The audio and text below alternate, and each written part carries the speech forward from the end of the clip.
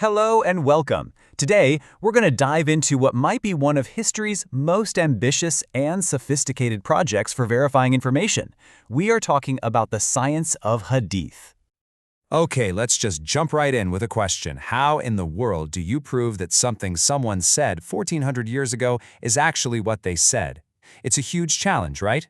Especially when that person is the Prophet Muhammad and his words are a cornerstone of a global faith. It's basically the ultimate historical fact-checking mission. So, first things first, we've got to understand the difference between Islam's two main sources. On one side, you have the Quran. For Muslims, it's the direct word of God. One single, unified text preserved with incredible care, and its authenticity is really undisputed. But then, on the other side, you have the Hadith, and these aren't a single book. We're talking about thousands upon thousands of individual reports about what the Prophet said, what he did, and what he approved of. And yeah, unlike the Quran, these reports needed a massive verification effort. And that brings us right to the heart of the problem that these early scholars were staring down. Suddenly, everything boiled down to this one huge question, the question of authenticity. You see, in the decades and then centuries after the Prophet passed away, the Islamic world was exploding in size, but it was also going through some serious political turmoil. Different factions popped up, and some people, well, they started just inventing sayings and attributing them to the Prophet to back up their own agendas. All of a sudden, you had this flood of information, and there was a desperate, urgent need to figure out what was genuine and what was fabricated. So, let's be super clear. What is a hadith exactly? Well, it's a single report, just one, of what the Prophet Muhammad said or did or even just silently approved of. You can almost think of each one as a single data point, a tiny piece of testimony that was passed down through the generations. Now, faced with this enormous challenge, the early Muslim scholars didn't just throw up their hands. Nope, instead they developed something truly brilliant, a really sophisticated solution. It was a whole methodology built on one powerful idea, a chain of trust. And this solution was called the isnad. Simply put, the isnad is the chain of narrators. The rule was every single hadith had to come with its sources, a full list, like a bibliography, tracing it all the way back, person by person, to the Prophet himself. It's a simple idea, but it's profound. You couldn't just say, the Prophet said. You had to say, I heard from person A, who heard it from person B, who heard it from person C, who was with the Prophet, who heard the Prophet say. I mean, you can just picture the journey a single saying would take, right? It starts with the Prophet, gets passed to one of his companions, who tells it to their student in the next generation, they're called the followers, and so on, until it finally gets to a compiler, maybe hundreds of years later. Every single link in that chain was a potential weak spot. And let's be clear, this wasn't just casual gossip. Oh no. Scholars developed super formal, rigorous methods for passing on this knowledge. The absolute gold standard was something called sama, or direct hearing, where a student literally heard the hadith from their teacher's own mouth. But there were other strict methods too, like reciting a hadith back to your teacher to get it verified. They even had to specify how they received it. But, just having the chain wasn't enough. I mean, a chain is only as strong as its weakest link, right? So the next step was absolutely crucial. They had to scrutinize every single person in that chain. And this is where a true science of historical criticism was born. This is where the analysis gets incredibly deep. Every single hadith was basically put under a microscope and examined on two levels. First, you have the isnad, that chain of people. It got a thorough investigation.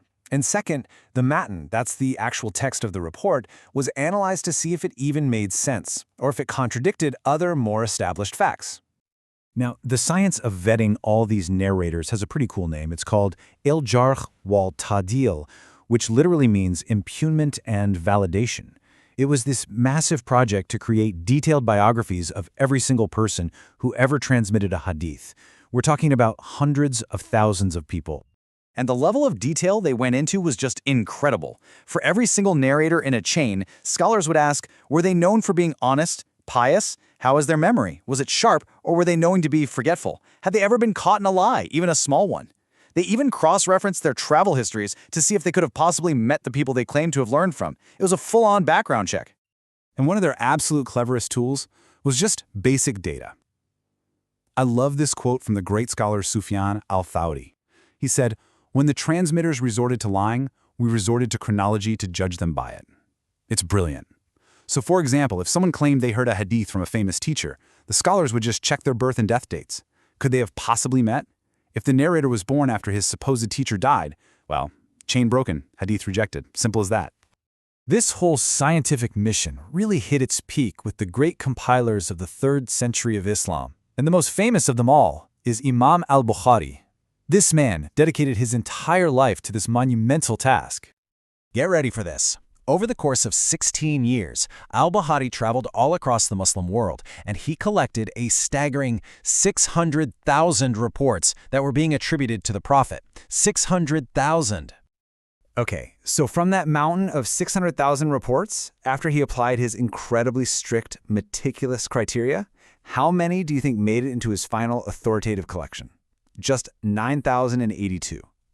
Let that sink in for a second. That's less than 2%. That number alone just shows you the insane intensity of this fact-checking process. And all of this intense work led to a very clear result. A classification system, basically a grading system for every single hadith. The top grade is Sahih, which means sound and authentic. That's your A+ report with a perfect chain of rock-solid narrators. Next is Hasan, or good. It's still reliable, but maybe there's a tiny imperfection in the chain, like a narrator with a slightly less than perfect memory. And finally, you have Da'if, or weak, which means there's a major flaw somewhere. A broken link, an unknown narrator, something's not right. So, when you put this all together, what you get is this powerful, enduring legacy of verification. You know, it's so important to realize that this was more than just collecting quotes. This was a methodological revolution. At a time in history when most accounts were just accepted uncritically, these scholars were building a systematic, evidence-based approach to history. The sheer scale of this intellectual effort is it's breathtaking. So, let's just do a quick recap. You have a huge problem, fabricated reports. The solution? The isnad, the chain of transmission. And the tools to make it work? An intense science of biographical criticism to vet every single person in that chain. And the final result? A clear classification system that grades the authenticity of every single report. It's an amazing system. And that really leaves us with one final thought. In our world today, where we are just drowning in misinformation and fake news, what can we learn from this ancient, meticulous, and truly massive fact-checking project? What does it teach us about the value of showing your sources, about scrutinizing the chain of information before you accept it? Something to think about. Thanks for joining me for this explainer.